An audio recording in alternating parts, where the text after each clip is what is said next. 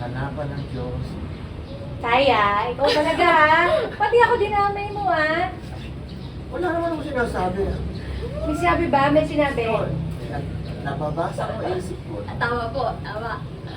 Kung may chance lang. Okay, sige. Kung may chance. Challenge yan sa'yo, challenge. Naku, tignan po natin, Mama Bebe. O ano kaya to? Okay, Ito ano yung number pinaka- one? Yung number one, ito ang pinaka-importante. Kapag patayo na. Oh, yes.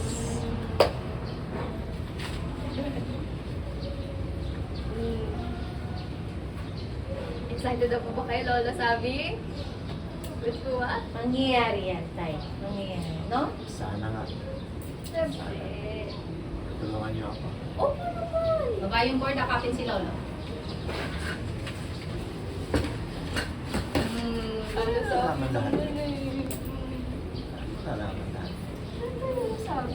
Kaya kahit masakit, ginawa na namin ni Lolo Sabi ang bucket list niya. Lahat ng gusto niya matupad bago siya mawala.